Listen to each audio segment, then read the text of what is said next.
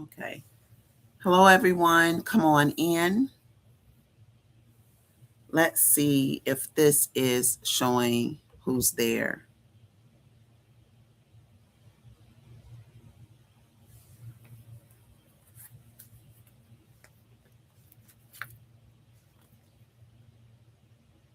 I didn't have any. It still isn't showing anyone.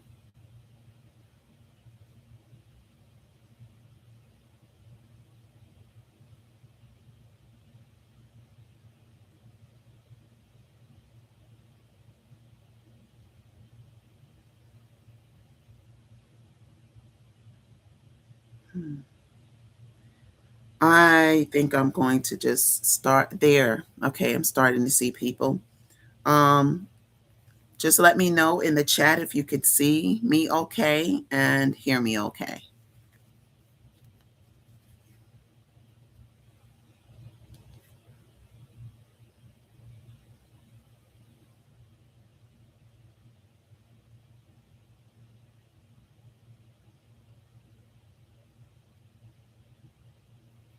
Okay, hello everyone. Welcome to the 3-day leadership challenge. We are in day 2. I'm starting over. Thank you. Okay. Thank you. All right.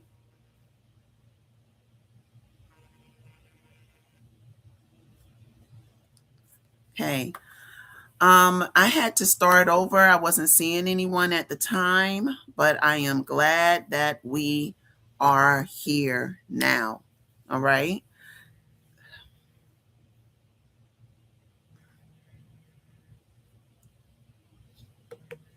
Okay. Excuse me one second. I'll wait in just a few more minutes for just a couple of more people to join.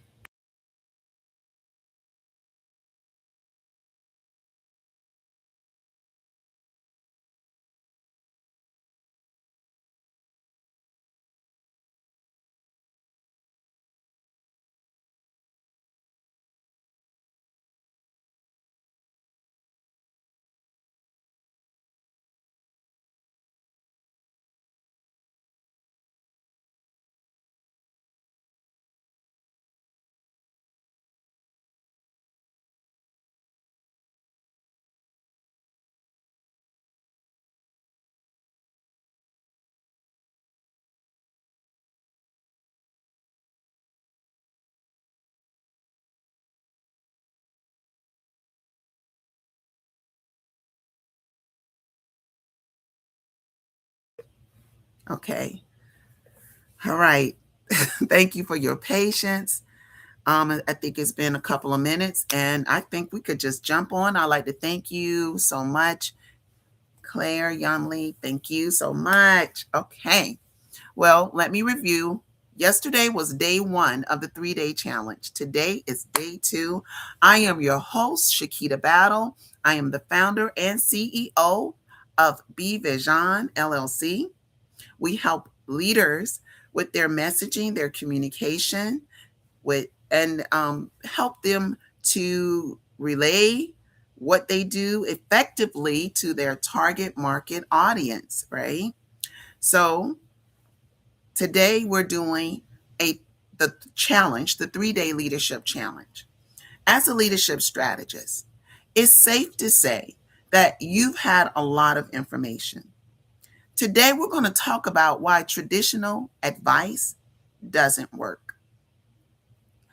Yesterday, we talked about the patterns that were keeping us from succeeding.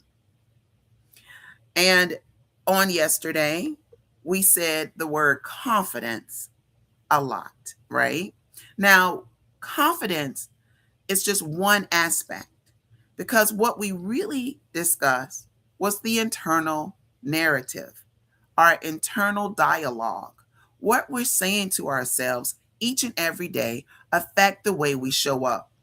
It affects the way we treat others, and it affects how others treat us. So today we're talking about ways we can not only identify those patterns, but how we can now have solutions. What are the solutions to the problems that were holding us back? Now, yesterday, we talked about emotions, we talked about feelings, we talked about that in light and in view of confidence, under the umbrella of confidence, because confidence is just one aspect. And we talked about how we have all these feelings. And like anger, I gave myself a narrative. I would say I get very angry when, and I may say and do something that I regret later. So I told myself I can't get angry. That was the wrong internal dialogue. I gave myself the wrong answer. What I needed to understand was emotional regulation. We'll talk more about emotional regulation, but knowing that it wasn't just confidence that was holding me back, it's my all these other feelings and the narrative or the story I put behind those feelings. Confidence is the same in that we give confidence a story too. We create a story behind it. Now, I shared with you there are miseducation of confidence. For instance, overly confidence, we said that's arrogance. And arrogance to me just reflects a lower self-esteem because you're out there trying to prove that to yourself and to others. You're just overly doing it because you're trying to show you're capable. You're better at this than. And that's not necessary. In fact, you have to stop doing that because we were saying that on yesterday, it is very it's very draining when you have to prove yourself again and again and again. Prove that you deserve worth or dignity. You prove that you deserve love. You don't have to prove yourself. You need to know. I remember once when I was a little girl, about 6 years old, my mother, I was an argument with someone, and I wanted to tell them I'm right. And I started to say all this stuff, I swear, and all this. And my mother looked at me and she said, never do that again. She said, say what you have to say. And if they believe you, then good. If they don't, that's okay too. But never swear again. And I always remembered that. So now when I say something and someone doesn't want to believe me, I don't feel like I have to prove it anymore because I knew that was good advice then. And although that that was a very long time ago, it still stands true. Okay. So when you have to prove yourself over and over and over again, it takes the energy out of really being your best self, showing up as yourself, right? So we're not going to have to do that. We're going to stop that, right? We're going to stop it. And this is how we're going to stop it. Now, when I started the program with my interns, I had them to do an inventory. I wanted them to think about what they were doing throughout the day. This was my way to introduce a concept to them about thinking about what you're thinking every day. So I just gave them something tangible. What are you doing every day? And then that eventually turns into what are you thinking when you're doing that? What are your thoughts? Because we have thousands of thoughts every day. It is no way we can really monitor our thoughts like throughout the day because it's so many. But I want you to be aware that you're constantly saying a story to yourself or a narrative, an internal dialogue that's going to affect so many outcomes. And the main dialogue we need to understand is what are we telling what are we thinking about ourselves? What are we saying about ourselves that begin to eat away at success? Now, I have an exercise that I was going to do because um, the interns had expressed to me they wanted me to give them time to reflect on everything. So before I jump into solutions, I wanted to do the self diagnostic that I shared with you all um, during another challenge. I had spoken of a self diagnostic. This time, I'm going to do more than just speak about it. I'm going to actually share it with you all. I'm going to read the questions, and you all would be able to respond. I wish I could just share the screen, and I'm sure there's a way to do that. But unfortunately, I don't see like on some things, some streaming devices, you have share screen. So you're going to have to bear with me as I read the questions. I want you to be honest because let me tell you something about growth. It doesn't happen if you're not honest with yourself. I mean, it really happen because it's not the real you yet. I want you to show up as the real you. And I want you to be really honest with yourself as we go through these questions. All right. So I call this the confidence diagnostic. And the question on top is what's actually holding me back? All right. And I want you to rate each statement 1 through 5. Rarely this is true. Sometimes this is true. Almost always this is true. And when you complete the worksheet, you calculate each section, and the section with the highest number is the area needing more attention. We call it your growth area, right?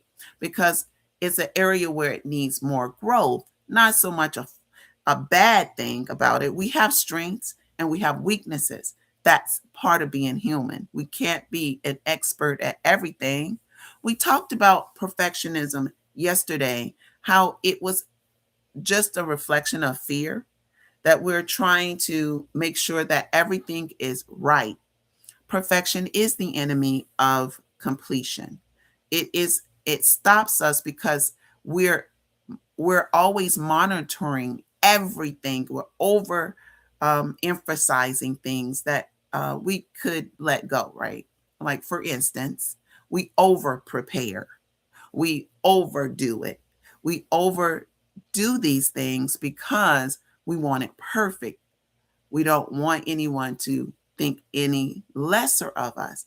And I wanted to put this emphasis on it's okay on what I called overachieving. Overachieving, I don't think that's a bad thing. I think overworking is.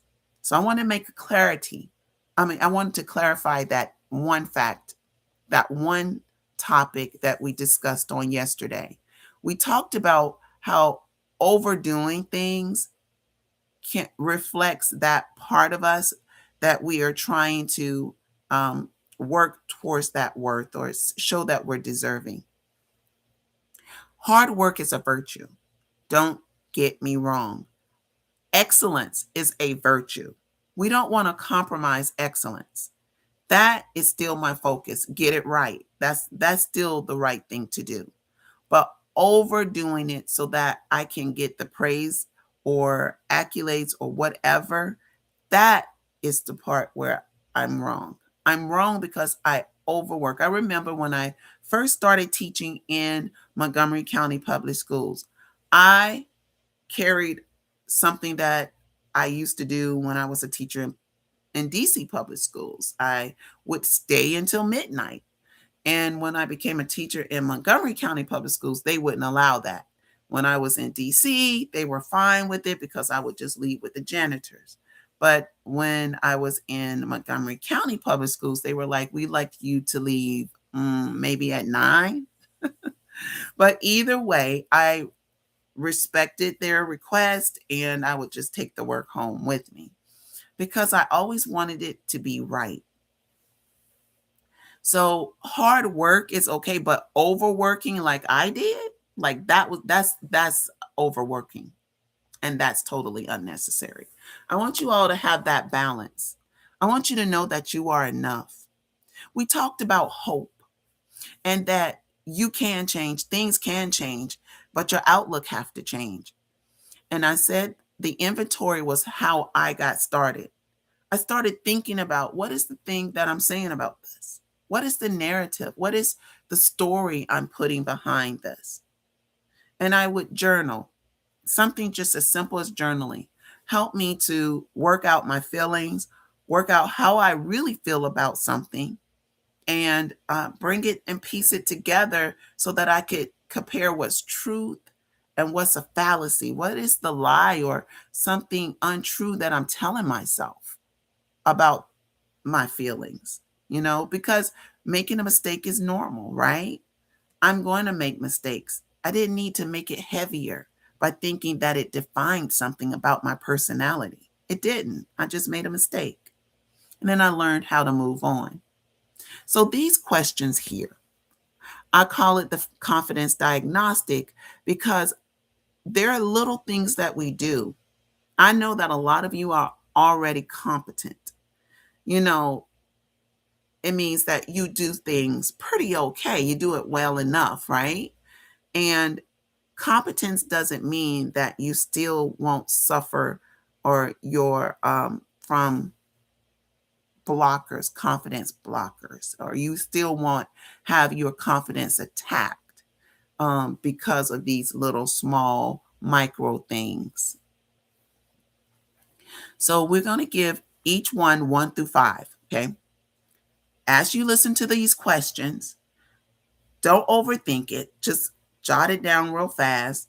1, 2, 3, 4, 5. Okay. Give it one of those numbers, with 1 being rarely true. 3 is like sometimes true. And a 5 is almost always true. All right.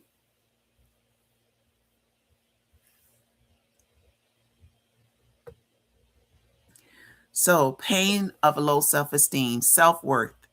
It's about whether you feel enough, even though you perform well. The internal narrative, what you'd say to yourself, would be I don't believe I'm smart enough. I'm putting too much pressure on myself. They should have picked someone smarter. And we want to replace that narrative with it's okay to say no when they ask us, if someone asks us to do something. These are examples. These are not the questions yet. And or we could replace it with I don't have to prove that I am deserving of common courtesy. Okay, these are self-worth issues, questions, diagnostic questions. You're going to put 1, 2, 3, 4, or 5 next to the following questions. First, number 1, under pain of low self-esteem. 1, I second guess decisions. I second guess decisions. 2, I downplay my accomplishments. I downplay my accomplishments. 3, I compare myself to others. I compare myself to others. 4, I feel uncomfortable receiving praise. I feel uncomfortable receiving praise. 5, I need reassurance before taking action. Like that means maybe someone giving you permission or someone or something telling you it's okay. Go ahead and do that thing. That's what I mean by reassurance. So I need reassurance before taking action. Number 6, I replay mistakes longer than I celebrate wins. I replay the mistakes longer than I celebrate the win. 7, I set high standards but struggle to enjoy the achievement.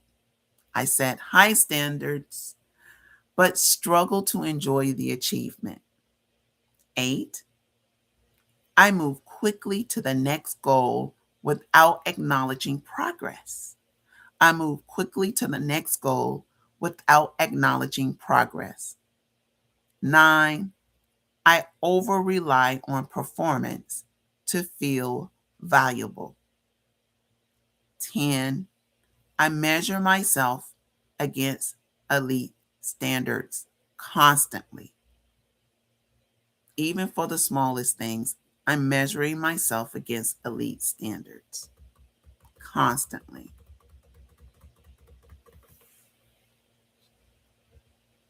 Okay, now we're finished with the 5 questions. I'm doing this, I'm taking this time to go over these questions because my interns felt you needed to think about things. You needed to take it in. I gave you a lot yesterday, and it was a lot, I know. But we had to bring awareness to these little things that we took for granted. This second part is called finding your voice. Finding your voice. Again, I'm going to give you a description and then I'm going to read the diagnostic questions. And the description underneath not knowing or finding your voice is this: you expressing yourself, right? Not just speaking, but expressing yourself fully. The internal dialogue may be, don't say you're not saying what you're thinking. Okay. You'll tell yourself, don't say what you're thinking.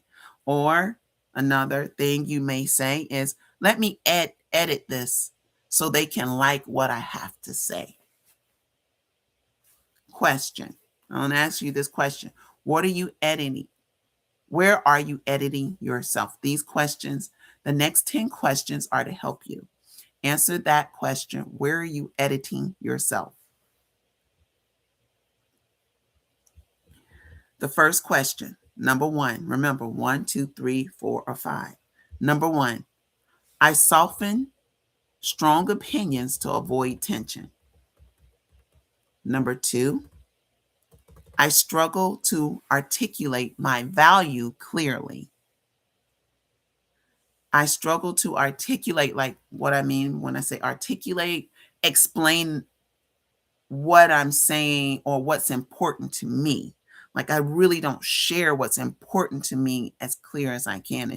I may use hedge words like I think, maybe, sometimes, like that. That's what I mean. Articulate your value clearly. You don't always say what you want clearly. Just say, I want ice cream.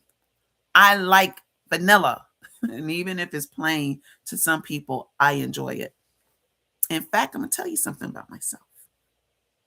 I can't stand chocolate ice cream. See? I know what I like and I know what I don't like. So it's okay to say these things articulated clearly. Number 3, I feel overlooked. Number 4, I hesitate before speaking, even when I know the answer. Number 5, I avoid conversations that require assertiveness. 6, I choose diplomacy when stakes are high, even if it means silencing my truth. I avoid, excuse me, number 5, let me read that again. Number 5 was I avoid conversations that require assertiveness. Number 6 again is I choose diplomacy when stakes are high, even if it means silencing my truth. I'm going to, when I say choose diplomacy, I'm choosing that to get along with everyone. Why can't we all get along? Number 7, I hold back strong opinions in political environments. You always hear that. Never talk about politics. I understand, but there will be a time when we have to stand up for what is right. You have to choose that time. I remember there was this poem It says they came for, and then it went down different groups that were being targeted. And then at the last line of the poem, it says, and they came for me, and there was nobody left to speak up for me. And so there are opportunities where we can voice our opinion about things, and then there are times when we don't. Diplomacy is a very real term, and it's necessary. Yes, I understand. But we need to know how to not silence our truth, right? Number 7, I hold back. That was number 7. I hold back on strong opinions and political environment. And number 8, I soften feedback to protect relationships. And I I do say it's not what you say, it's how you say it. So you still can give feedback. You don't have to say do what I used to do. I mean, I learned the hard way how to give um, some advice in a more compassionate, creative way. When I was a very little girl, I mean, when I say little, I must have been in second grade. And my aunties, they would do their hair. You know, your aunties, they do their hair. And they say, how I look. And I'd say, your hair looks ugly. And I was a little girl. You got to remember, I'm just second grade. And it did look bad. And then they'll yell to my mom, make her shut up. Make her shut up. And my mother would say, freedom of speech. And so my mom wouldn't silence me. She wouldn't say, don't tell your truth. But after a while, I began to understand that these are real people. They have feelings too. I'm hurting their feelings, right? And I love that they still respected me still, because they would say, if you want to know the truth, ask her. She will tell you the truth. I love that they knew that about me. But I began to tell the truth in a way that was more palatable. I mean, I wouldn't say it's ugly. I'd tell them, I'd say what's messed up, that the curls are flat. Uh, your hair is frizzy. I give them specifics.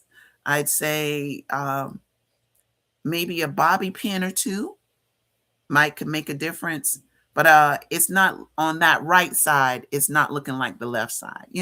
I began to give more words. So I'm not saying to not share. I am saying that when you feel like you can't share to protect relationships, that is a big no-no. That is a no-no. That's not what we want to do, right? Remember, you have to communicate your value. Number 9, I avoid conversations that could shift power dynamics. This is important. I remember when I cut my hair after having my second baby, after having my youngest daughter. And when I cut my hair, it was my mother, she was very upset. And she said something. And I said, I didn't know you were coming.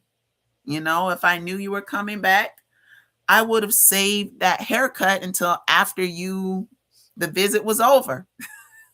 Because I was going to cut my hair. I still wanted to cut my hair. And I respected my mom. And I'm sure they all gasped who were in the room and who saw this conversation. But I didn't want to avoid answering her because of the power dynamic, because she's my mom. I loved her. And I always was challenging our relationship to become a little bit closer where I can share my truth without feeling like I'm being disrespectful. I don't want to ever, I love my mom and I was a very respectful child. I listened to everything she told me to do.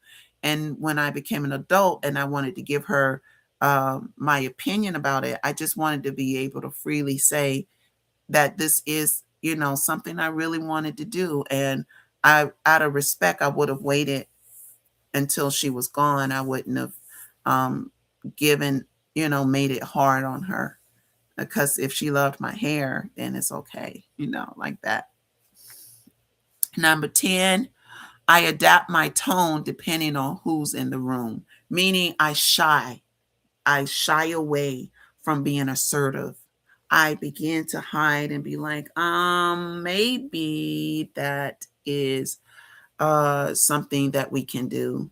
Like, instead of saying it with assertiveness, like, like what I said with my mom, I didn't know. I just said it that strongly. My voice, my tone was the same. I just didn't know.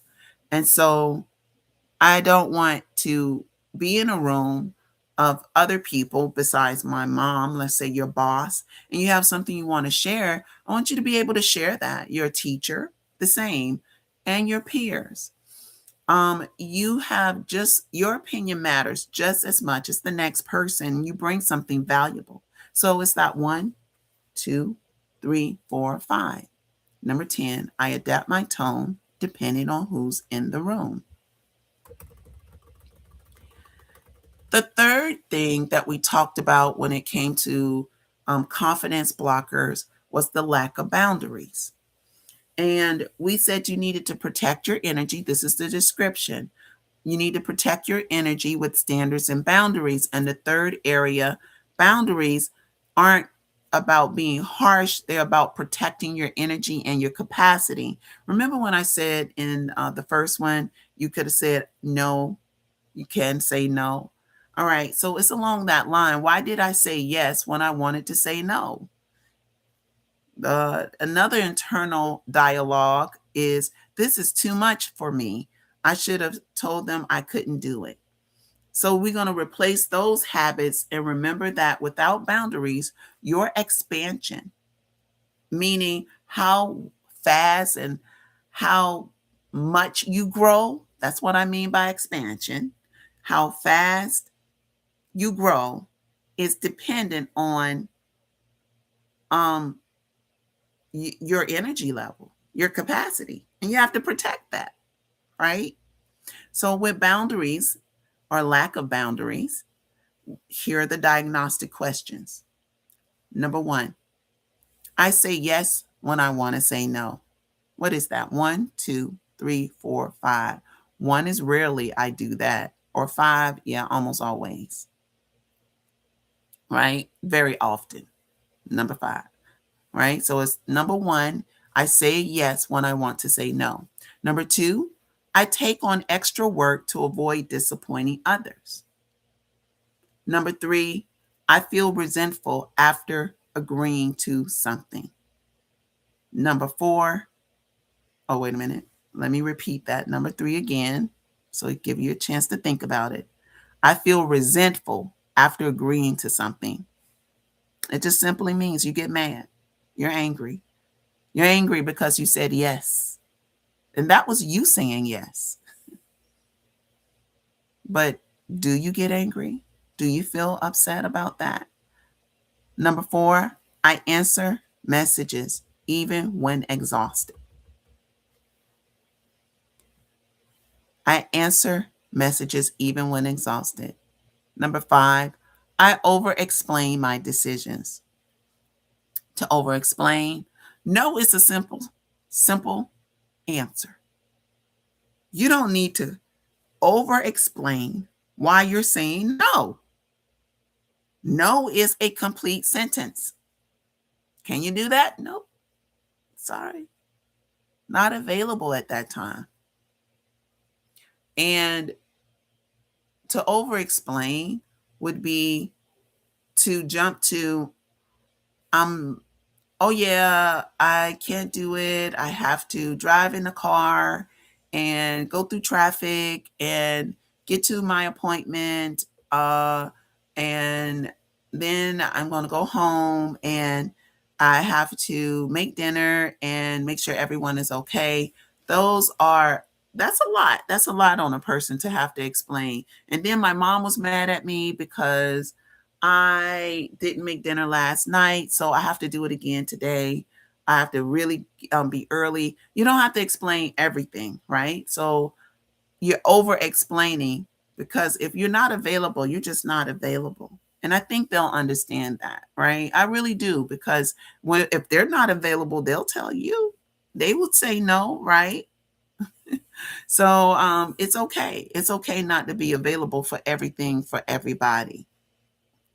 You can still help people out, but only when you can do it. And so that was I over explain my decisions. That's number 5. Number 6, I feel guilty when prioritizing myself. Number 6, I feel guilty when prioritizing myself. Now, I may give you different explanations, but these questions, they branch off into so many ways. My brief description is just a brief description. You may remember a time when that question applied in a different way. I still want you to answer with the 1, 2, 3, 4, 5, even in that time when this question applied in a different way. You know what you mean when you say, I over explain my decisions. You know what you mean when you say, I feel guilty when prioritizing myself. All right. So, number 7, people depend on me heavily. People depend on me heavily. Number 8, I am the problem solver in most environments. Everyone turning to you. They have a problem. Hey, can you help me with this? Hey, do you know how to? Hey, I'm the problem solver. And you have to understand, give yourself 1, 2, 3, 4, 5, right? You know what you mean. And number 8, I am the problem solver. That was number 8. Number 9, I say yes because I can handle it. Number 9, I say yes because I can handle it. I have the capacity. I can do more than one thing at one time. They cannot, so I say yes. All right, that's just answer 1, 2, 3, 4, 5. Number 10, I rarely disconnect fully, meaning I'm half on, half off. Somebody can say my name, I'm going to answer because I could hear it. I could, what? Somebody need me? I'm half on and half off, right? I rarely disconnect fully. That's number 10. And number 4 of this category is cognitive distortion. And with cognitive distortion, the internal narrative is this is how you interpret situations, not what happens, but the story you tell yourself about what happens and your attempt to feel safe, right? This is the story. Remember when I say we tell ourselves a story? This is where this comes in, where we start talking about the story, right? And when we become aware that we're saying this all or never, oh, catastrophizing everything, or we're telling ourselves these stories because of an experience we've had or something that someone said to us. But we need to become aware of that. What are the stories we're saying to ourselves? So the internal dialogue would be prepare for the worst. We always hear that story. We are always told that narrative, right? Or let me think about this some more so that I can anticipate every outcome. I want to be ready for everything that happens, right? And we need to replace that narrative, that dialogue, with safety is not the same thing as growth. Okay. We want to grow. And we have to understand it's okay. We are safe. We're in a safe place. We got to realize it is okay. We don't always have to be on guard. We don't always have to be looking for danger, right? Or be ready for an emergency. We have to learn how to breathe and rest. So here are the diagnostic questions to see if this is you. 1, 2, 3, 4, or 5. 1 rarely, 5 almost always. I interpret neutral feedback as criticism. I interpret neutral feedback as criticism.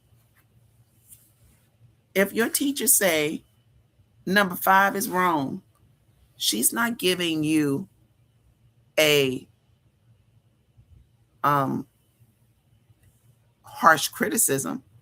She's giving you feedback so that you could go in and review it, get it right.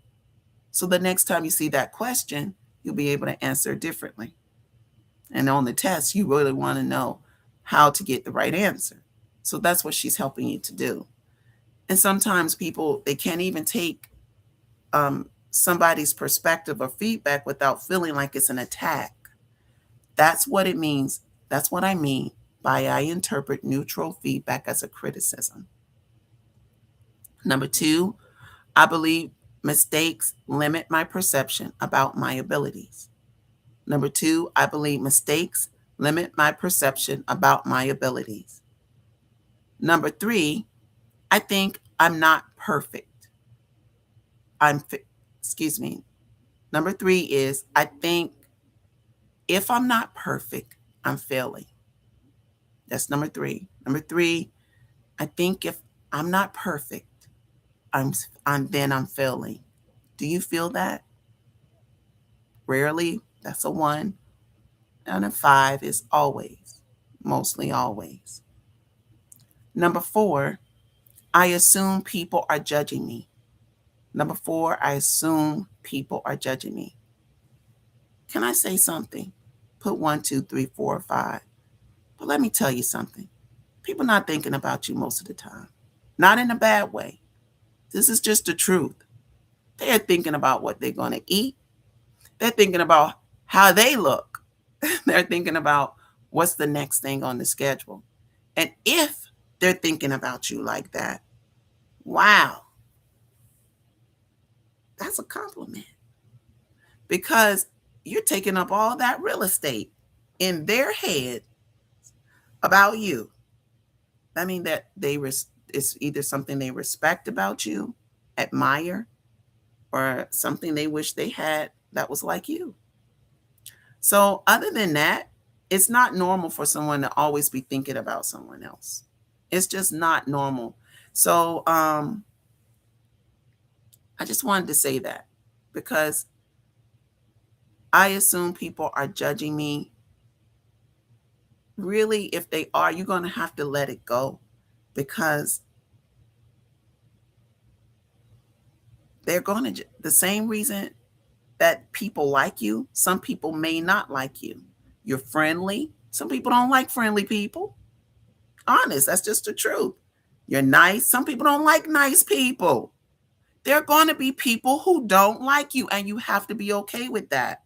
You're not being who they want you to be. You're being who you need to be for yourself, right? Okay, so let's continue. That was number four. I assume people are judging me. Number five, I catastrophize small things and treat them as big things. Hey, this was me. In college, I made a C in my French class. And I took French all the way to French 4 in college. I took French in high school all the way through, and then I took college French. I made that C, and I said, oh, my life is over. I just thought, oh my goodness, I'm going to lose my scholarship. And I wasn't. It was nothing like that. And did I lose my scholarship for one semester? I did. Because remember, I was on an academic scholarship, and it was such a wonderful scholarship. As long as I maintained a certain GPA, they just paid just to have the GPA. They just paid, and it was a great situation. So I was right. I didn't have that first semester, but I worked during the summer. I saved my money, and then I just paid for it, with the money that I saved from my summer job. So that wasn't a hard loss. It was just discipline. It took discipline. Like I said, hard work is a virtue. I wasn't overachieving in a bad way. I was meeting goals. College is important to me. Education is important. And I didn't want debt, so I knew what I had to do.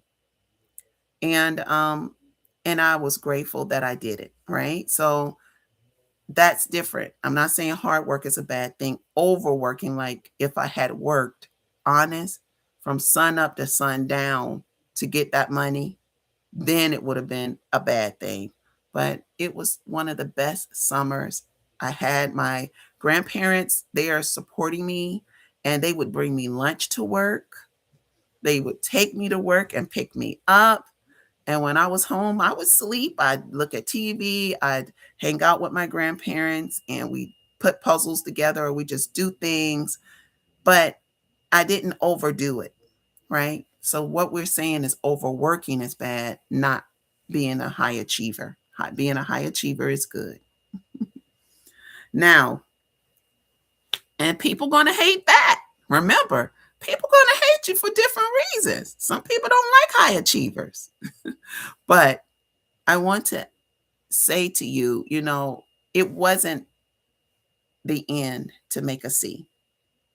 I came back, I got the grades back up, and that next semester, they just paid for school for me, right? And I didn't have to worry about it any longer.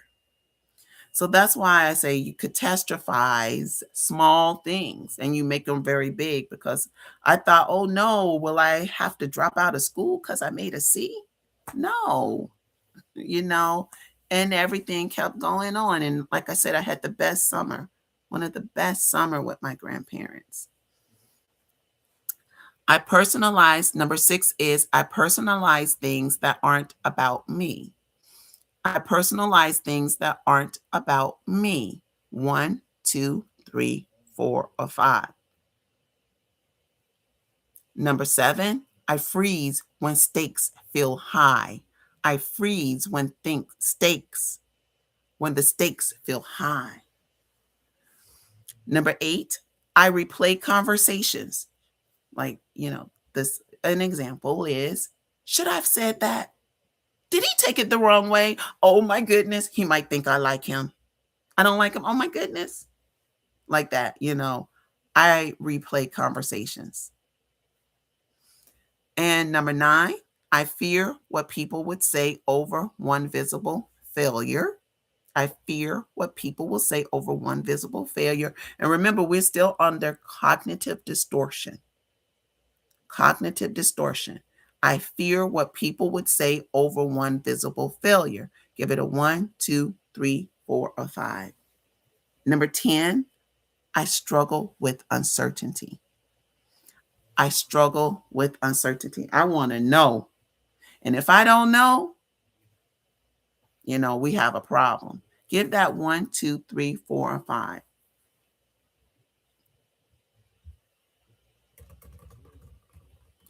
Now, the final questions, the section 5 is called identity gap. And the identity gap is this 5th area. You've heard me refer to it in day 1. And it is, the identity gap means it's the area between your capabilities. It is who you are or see yourself. Like if you still see yourself as 5th grade, as you saw yourself in 5th grade, and now you're a 12th grader, that's a problem. If you see yourself now as a freshman in high school and you're a college graduate, that's a problem. If you see yourself still in high school and now you've graduated from college and you're working as a professional, that is a problem.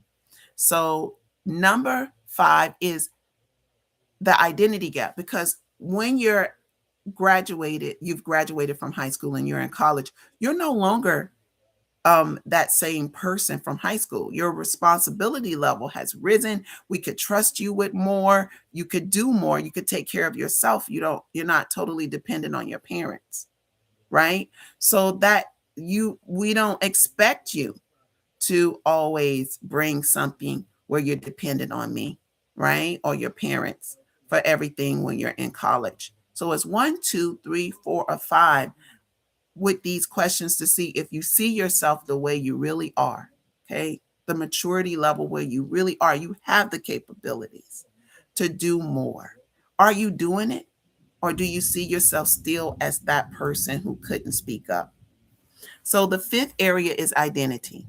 This is about whether you truly see yourself as the next level version of yourself. And this is the description of the internal dialogue. This feels uncomfortable. Maybe this is not where I belong. Okay, sometimes we'll go to a club or group and it feels uncomfortable. It's uncomfortable because it's new, right? So you need to give yourself a chance, but you'll say instead, maybe I don't belong here. Or you may say to yourself, I know I'm capable of more, but I don't know why I haven't stepped into it. I can do more, but I don't know why I don't just do it. What's holding me back? And we need to replace that dialogue and narrative with confidence is not just believing you can do something, it's believing you are the kind of person who belongs in the room. It's believing that you are the kind of person that belongs in the room. So, questions, here they are. Mark it 1, 2, 3, 4, or 5. First question. Number 1, I shrink in rooms where I belong. I shrink, you feel uncomfortable, you begin to get quiet. You shrink in rooms where you belong. 1, 2, 3, 4, 5. 1 is rarely. 3 is sometimes. 5 is, yeah, really, I do this. Number 2, I wait for permission instead of claiming space. I wait for permission. Can I come in? It's the classroom. Yes, of course you could come in, right? Everyone's welcome into the classroom. So that's what they mean that's what I mean when I ask or say I wait for permission instead of claiming space. Number 3, I describe myself smaller than others describe me. I describe myself smaller than others describe me. Number 4, I don't envision myself in higher positions. I don't see myself. That's what that means. Number 4 is I don't envision myself or I don't see myself in a higher position. Number 5, I operate at my current level comfortably. I am very comfortable where I'm at. I am very comfortable. I don't want to change. Right? And this is the identity gap. This is what that means. And number 6, I don't naturally envision myself in elite spaces.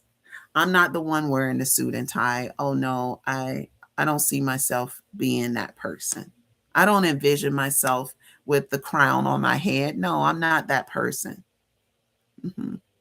Number 7, I wait until I feel fully prepared, 100% ready before stepping up. I wait until I'm 100% ready. 1, 2, 3, 4, 5. Number 8, I downplay my influence. Nobody don't want to listen to me. That's what that means. Okay. So number 8 is I downplay my influence. 1, 2, 3, 4, or 5. Give yourself that. Number 9, question number 9, I struggle to see myself beyond my current role. Like I said a similar question earlier where it says I shrink. Well, this one is I struggle. I struggle to see myself beyond my current role. Like we said on number 5, the question was I operate at my current level comfortably. So number 9 makes sense, right? I struggle to see myself beyond my current role. Give yourself 1, 2, 3, 4, or 5. And number 10, I am capable of more, but haven't claimed it. I am capable of more, but haven't claimed it. And now you're done with this confidence diagnostic. You're going to score yourself. And I gave you the title of the 5 sections. If you need this diagnostic sent to you, you can email me and I'll send it to you. I'd like to thank those people who stayed with me throughout the entire diagnostic. And I did this because my interns wanted more. They wanted to digest everything. I gave a lot of information yesterday. And today, this is how we broke it down so that you could see what each section meant. When I say these are confidence blockers, these things are holding you back from stepping into your next. I don't see any questions in the chat section. And if there are no questions, I'd love to go ahead and end this with thank you so much. And I invite you all to come back to day 3 of the 3-day challenge, and we'll talk about how we, again, solutions to these blockers. We'll discuss the solutions to the blockers. Thank you so much and have a good night.